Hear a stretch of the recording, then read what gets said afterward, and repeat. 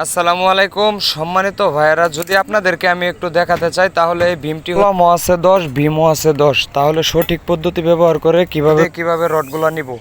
আমি যদি কলমের ভিতর দিয়ে রডগুলো নিতে চাই তাহলে এখানে আইসা আমার ভীমটা চাপা হয়ে যাবে। চাপা হয়ে গেলেও সমস্যা নাই, কারণ রড আমার রডের জায়গাতে আছে। এখন এই ভীমটা মূল কথা হলো যে এই ভীমটা আপনি কিভাবে করবেন এটা যদি আপনাকে দেখাতে চাই। আপনি দেখেন কলমের সাইজ আছে হলো যে 10। যখন 10 আছে কলমের অবশ্যই রিং থাকবে 7।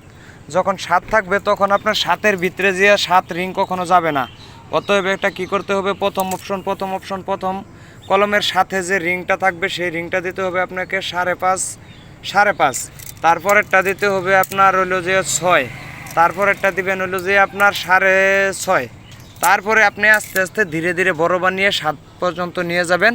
পরে মাঝখানে ঠিক থাকবে, তারপর আপনার ভীম কলমের মাঝখান দিয়ে যাবে। মূলত সঠিক নিয়মে যদি করতে চান তাহলে আপনার কলমের ভিতর দিয়ে রড যাইতে হবে।